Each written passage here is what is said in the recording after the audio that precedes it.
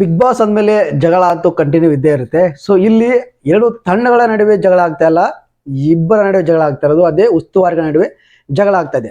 So ಇಲ್ಲಿ ಉಸ್ತುವಾರಿಗಳಾಗಿ ಯಾರಿದ್ದಾರೆ ಅಂತಂದ್ರೆ, ಒಂದು ಟೀಮ್ ಕಡೆಯಿಂದ ಅಶ್ವಿನ್ ಗೌಡ ಆದ್ರೆ, ಇನ್ನೊಂದು ಟೀಮ್ ಕಡೆಯಿಂದ ನಮ್ಮ ಗಿಲ್ಲಿ ಅವರಿದ್ದಾರೆ. ಸೊ ಗಿಲ್ಲಿ ಅಂದ್ರೆ ಅಶ್ವಿನ್ಗೆ ಆಗಲ್ಲ, ಅಶ್ವಿನ್ ಅಂದ್ರೆ ಗಿಲ್ಲಿ ಆಗಲ್ಲ, ಯಾರಿಗೂ ಗೊತ್ತಿರುವಂತ ವಿಷಯ. ಸೊ ಅದೇ ಇವತ್ತಿನ ಒಂದು ಪ್ರಮೋದಲ್ಲಿ ತೋರಿಸ್ತಾ ಇರೋದು.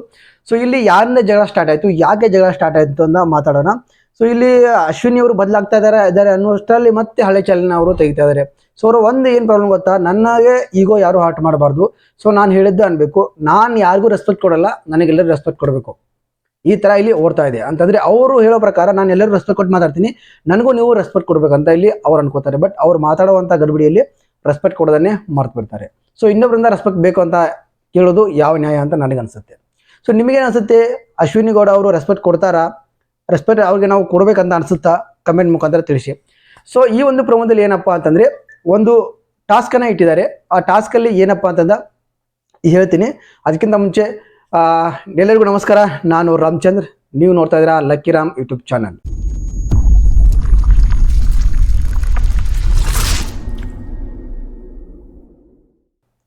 ಸೊ ಇಲ್ಲಿ ವಿಡಿಯೋ ಸ್ಟಾರ್ಟ್ ಮಾಡೋಕ್ಕಿಂತ ಮುಂಚೆ ದಯವಿಟ್ಟು ವಿಡಿಯೋ ಇಷ್ಟ ಆದರೆ ಒಂದು ಲೈಕನ್ನು ಮಾಡಿ, ಸಬ್ಸ್ಕ್ರೈಬ್ ಮಾಡಿಕೊಂಡು ಶೇರ್ ಮಾಡಿ. ಹಾಗೆ ನೀವೊಂದು ಲೈಕ್ ಮಾಡೋದ್ರಿಂದ ನನ್ನ ಒಂದು ಚಾನಲ್ಗೆ ಸಪೋರ್ಟ್ ಸಿಕ್ಕಂತಾಗುತ್ತೆ, ನನಗೆ ಒಂದು ವಿಡಿಯೋ ಮಾಡೋಕ್ಕೆ ಒಂದು ಹುಮ್ಮಸ್ ಸಿಕ್ಕಂತಾಗುತ್ತೆ. ದಯವಿಟ್ಟು ಸಪೋರ್ಟ್ ಮಾಡಿ ಅಂತ ನಿಮ್ಮಲ್ಲಿ ಕೇಳ್ತಾ ವಿಡಿಯೋನ ಶುರು ಮಾಡ್ತಾ ಇದ್ದೀನಿ. ಈ ಒಂದು ಟಾಸ್ಕ್ ಏನಪ್ಪಾ ಅಂತಂದರೆ, ಒಂದು ಎರಡು ಗುಂಪುಗಳಿವೆ. ಎರಡು ಗುಂಪುಗಳಲ್ಲಿ ಒಂದು ಕಡೆ ರಘು ಮತ್ತು ಸೂರಜ್ ಇದ್ರೆ, ಇನ್ನೊಂದು ಕಡೆ ಧನು ಮತ್ತು ಅಭಿ ಅವರು ಬ್ಯಾರಲ್ನ ಹಿಡ್ಕೋಬೇಕಾಗುತ್ತೆ. ಒಂದು ದೊಡ್ಡ ಬ್ಯಾರಲ್ ಇದೆ. ಸೊ ಬ್ಯಾರಲ್ನ ಬ್ಯಾಲೆನ್ಸ್ ಮಾಡಬೇಕಾಗಿದೆ. ಸೊ ಇಲ್ಲಿ ಇರುವಂಥ ಹುಡುಗಿಯರಾದರೆ, ಸೊ ಇಲ್ಲಿ ಸ್ಪಂದನ ಮತ್ತು ಕಾವ್ಯ ಅವರು ಒಂದು ಸೈಡ್ ಇದ್ದಾರೆ, ಇನ್ನೊಂದು ಸೈಡು ರಾಶಿಕಾ ಮತ್ತು ರಿಷಾ ಅವರು ಇದ್ದಾರೆ. ಮೇಲೆ ನೀರು ಹಾಕ್ತಾ ಇರೋದು ಜಾನ್ವಿ, ಆ ಕಡೆಗೆ ಕಾವ್ಯ ಅವ್ರು ನೀರು ಹಾಕ್ತಾ ಇದ್ದಾರೆ. ಅಂದರೆ ಇಲ್ಲಿ ಸ್ವಿಮ್ಮಿಂಗ್ ಪೂಲ್ನ ತಂದು ನೀರನ್ನು ಆ ಡ್ರಮ್ ಒಳಗೆ ತುಂಬಬೇಕು. ಈ ಕಡೆ ಇರುವಂಥ ಸೂರಜ್ ರಘು, ಈ ಕಡೆ ಇರುವಂಥ ಧನು ಮತ್ತು ಅಭಿ ಆ ನೀರು ಆ ಬ್ಯಾಲೊಳಗೆ ಬೀಳದಾಗೆ ಅದನ್ನು ತಡಿಬೇಕು. ಸೊ ಇದೊಂದು ಟಾಸ್ಕ್ ಆಗಿದೆ. ಸೊ ಆ ಕಡೆಯಿಂದ ಸಿಂಪಲ್ನ ನೀರು ತರಬೇಕಾದ್ರೆ ಸಂದರ್ಭದಲ್ಲಿ ಅದನ್ನು ತಡಿಬೇಕಾದ್ರು ರಕ್ಷಿತ್ ಅವರು ತಡಿತಾ ಇದ್ದಾರೆ. ಬಟ್ ತಡೆಯೋಕ್ಕಾಗದೆ ಅವರು ಸ್ಪಂದನ ದಾಟ್ಕೊಂಡು ಬಂದು ಕಾವ್ಯ ಕಡೆ ಕೊಟ್ಟಿದ್ದಾರೆ. ಸೊ ಇಲ್ಲಿ ಏನಾಗ್ತಾ ಇದೆ ಅಂತಂದರೆ, ನೀರನ್ನು ತುಂಬಿಸಬೇಕು. ನೀರನ್ನು ತುಂಬಿಸ್ಬೇಕಾದ್ರೆ ಅವ್ರ ಬ್ಯಾಲೆನ್ಸ್ ನೀರು ಬ್ಯಾಲೊಳಗೆ ಬೀಳದೇ ಇರೋ ರೀತಿ ಇಲ್ಲಿ ಕಾಪಾಡ್ಕೊಳ್ಳೋದು. ಈ ಕಡೆ ಇರುವಂಥ ರಘು ಮತ್ತು ಸೂರಜ್ ಅವ್ರದ್ದು, ಈ ಕಡೆ ಇರುವಂಥ ಧನು ಮತ್ತು ಅಭಿ ಅವ್ರದ್ದು. ಸೊ ಇಲ್ಲಿ ಏನಾಗಿದೆ, ಮೇನ್ ಜಗಳ ಆಗೋಕ್ಕೆ ಕಾರಣ ಏನಪ್ಪಾ ಅಂತಂದ್ರೆ, ಕಾವ್ಯ ಅವರು ಬ್ಯಾರಲ್ನ ಮುಟ್ಟಿ ಅಂದ್ರೆ ಕೈಯಿಂದ ಜಗ್ತಾ ಇದ್ದಾರೆ, ಈ ಕಡೆ ಎಳಿತಾ ಇದ್ದಾರೆ. ಸೊ ಎಳಿತಾ ಇದ್ದಾರೆ ಅಂದಾಗ ಅಭಿ ಅವರು ಆ ಒಂದು ಬಕೆಟ್ ಅನ್ನ, ಕಾವ್ಯ ಅವರ ಬಕೆಟ್ ಅನ್ನ ಕಾಲಿಂದ ಒದಿತಾ ಇದ್ದಾರೆ. ಸೊ ಇದನ್ನ ನೀವು ಅಬ್ಸರ್ವ್ ಮಾಡಿ, ಜೂಮ್ ಹಾಕಿ ತೋರಿಸಿದ್ದಾರೆ. ಸರ್ ಇಲ್ಲಿ ನಿಮ್ಗೆ ತೋರಿಸ್ತೀನಿ ನೋಡಿ, ಇಲ್ಲಿ ಜೂಮ್ ಹಾಕಿಬಿಟ್ಟು ಅದನ್ನ ತೋರಿಸಿದ್ದಾರೆ. ಸೊ ಇಲ್ಲಿಂದ ಜಗಳ ಸ್ಟಾರ್ಟ್ ಆಯ್ತು. ಸೊ ಇಲ್ಲಿ ಗಿಲ್ಲಿ ಅವರು ಎಂಟರ್ ಆಗ್ತಾರೆ. ಸೊ ಅವರು ಕೈಯಿಂದ ಹಿಡಿದು ಜಗ್ಬಹುದು, ಬಟ್ ನೀನ್ ಯಾಕೆ ಬಕೆಟ್ ಅನ್ನ ಒದಿತಾ ಇದೆ ಕಾಲಿನ ಅಂತ ಅಭಿಗೆ ಕೇಳ್ತಾ ಇದ್ದಾರೆ. ಸೊ ಇಲ್ಲಿ ಎಂಟರ್ ಆಗಿದ್ದು ಅಶ್ವಿನಿ ಗೌಡ ಅವರು. ಸೊ ಅವ್ರ ಕಾಲಿನ ಇವರು ಕೈಯಿಂದ ಜಗ್ತದ ಅಂದ್ಮೇಲೆ ಅವಳ ಕಾಲಿಂದ ಒದಿಬಹುದು, ಅಭಿ ಕಾಲಿಂದ ಒದಿಬಹುದು ಅಂತ ಇಲ್ಲಿ ಹೇಳ್ತಿದ್ದಾರೆ. ಸೊ ಇಲ್ಲಿ ಇದೇ ವಿಷಯಕ್ಕೆ ಜಗಳ ಇಬ್ಬರ ನಡುವೆ ಆಯ್ತಿದೆ, ಉಸ್ತುವಾರಿಗಳ ನಡುವೆ. ಸೊ ಅಲ್ಲಿ ಏನ್ ರೂಲ್ಸ್ ಇದೆಯಾ, ರೂಲ್ಸ್ ಬುಕ್ ಅಲ್ಲಿ ಏನಿದೆ ಅನ್ನೋದು ನಮ್ಗೆ ಗೊತ್ತಿಲ್ಲ. ಇಲ್ಲಿ ಅಶ್ವಿನಿ ಅವರು ಹೇಳೋ ಪ್ರಕಾರ ಕೈಯಿಂದ ಮುಟ್ಟಂಗಿಲ್ಲ ಅಂತ ಇಲ್ಲಿ ಹೇಳ್ತಾ ಇದ್ದಾರೆ. ಸೊ ಕೈಯಿಂದ ಮುಟ್ಟಂಗಿಲ್ಲ ಅಂತ ಇಲ್ಲಿ ಏನಾದ್ರು ರೂಲ್ಸ್ ಅಲ್ಲಿ ಇದೆಯಾ, ಬುಕ್ ಅಲ್ಲಿ ಇದೆಯಾ ಅಂತ ನಾವು ಎಪಿಸೋಡ್ ನೋಡಿದ್ರೆ ಗೊತ್ತಾಗುತ್ತೆ. ಆ ರೂಲ್ಸ್ ಬುಕ್ ಅಲ್ಲಿ ಏನಿದೆ ಅಂತ ಅವ್ರು ಓದ್ತಾರಲ್ಲ, ಅವಾಗ ನಮ್ಗೆ ನೋಡಿದ್ರೆ ಗೊತ್ತಾಗೋದು. ಕಾರಣ ಇಲ್ಲಿ ಇಷ್ಟೇ. ಸೊ ಇಲ್ಲಿ ಅವರು ಕೈಯಿಂದ ಜಿಗ್ದಕ್ಕೆ ಅಭಿ ಅವರು ಕಾಲಿಂದ ಓದಿತಾ ಇದ್ದಾರೆ. ಸೊ ಸಪೋರ್ಟ್ ಆಗಿ ಇಲ್ಲಿ ಗಿಲ್ಲಿ ಅವರು ಬಂದಿದ್ದಾರೆ, ಗಿಲ್ಲಿ ಬಜಾರ್ ಅಂತ ಆ ಕಡೆಯಿಂದ ಅಶ್ವಿನಿ ಅವರು ಬಂದಿದ್ದಾರೆ. ಸೊ ಇಲ್ಲಿ ನೋಡುವವರೆಗೆ ಅಂದ್ರೆ ಅಲ್ಲಿ ಇರುವಂತ ಮಂದಿಗೆ ಯಾವ ರೀತಿ ಅನ್ಸುತ್ತೆ, ಗಿಲ್ಲಿ ಕಾವ್ಯ ಅವನ ಸಪೋರ್ಟ್ ಹೋಗ್ತಾ ಇದ್ದಾರೆ, ಕಾವ್ಯ ಅವರಿಗೆ ಗಿಲ್ಲಿ ಬಕೆಟ್ ಹಿಡಿತಾರೆ ಅಂತ ಇಲ್ಲಿ ಅವ್ರು ಹೇಳ್ತಾ ಇದ್ದಾರೆ. ಸೊ ಅದು ಏನಂತ ಗೊತ್ತಿಲ್ಲ, ಯಾಕಂದ್ರೆ ನಿಯಮ ಏನಿದೆ ಬುಕ್ ಅಲ್ಲಿ ಅನ್ನೋದು ನಮಗಂತೂ ಗೊತ್ತಿಲ್ಲ. ಸೊ ಇಲ್ಲಿ ನಿಯಮ ಸರಿ ಅಂತ ಗಿಲ್ಲಿ ಹೇಳ್ತಾರೆ, ನಿಯಮ ಇಲ್ಲಿ ಸರಿಯಾಗಿ ಅಂತ ಅಲ್ಲಿ ಅಶ್ವಿನ್ ಗೌಡ ಅವ್ರು ಹೇಳ್ತಾರೆ. ಅಂತ ನೀವು ಕೈಯಿಂದ ಹಿಡಿದ್ರೆ ಅವ್ರು ಕಾಲಿಂದ ಓದಿಬಹುದು ಅಂತ ಇಲ್ಲಿ ಅಶ್ವಿನ್ ಗೌಡ ಅವ್ರು ಹೇಳ್ತಾರೆ. ಬಟ್ ಬುಕ್ ಅಲ್ಲಿ ಏನಿದೆ ಅಂತ ನಮಗೆ ತೋರಿಸಿಲ್ಲ, ಅದನ್ನ ಇವತ್ತಿನ ಎಪಿಸೋಡ್ ನೋಡಿದ್ರೆ ಗೊತ್ತಾಗ್ಬೋದು, ಬುಕ್ ಅಲ್ಲಿ ಇದೆ ಅಂತ ನಾವು ನೋಡ್ಬೋದಾಗಿದೆ. ಸೊ ಈ ಒಂದು ಕಾರಣಕ್ಕೆ ಇಲ್ಲಿ ಒಂದು ಸಿಂಪಲ್ ಜಗಳ ಅಂದ್ರೆ ಹಂಗೆ ಮಾತಿಗೆ ಹತ್ತುತ್ತೆ ಅಂತ ಅನ್ಕೊಂಡ್ರೆ ಇದು ಸೀರಿಯಸ್ ಆಗಿ ಹೋಗಿದೆ. ಫಸ್ಟ್ ಟೈಮ್ ಇಷ್ಟೊಂದು ಸೀರಿಯಸ್ ಆಗಿರೋದು ಗಿಲ್ಲಿಯನ್ನು ನೋಡ್ತಾ ಇರೋದು. ಇನ್ನೊಂದು ಏನಪ್ಪಾ ಅಂದ್ರೆ, ಅಶ್ವಿನಿ ಗೌಡ ಅವರು ಏನಂತಂದ್ರೆ, ಅಶ್ವಿನಿ ಗೌಡ ಏನ್ ಹೇಳ್ತಾರೆ ಅಂತಂದ್ರೆ, ರೆಸ್ಪೆಕ್ಟ್ ಇಲ್ಲದೆ ಮಾತಾಡಿದ್ದು ಮೊದಲು ಅಶ್ವಿನಿ ಗೌಡ ಅವರು.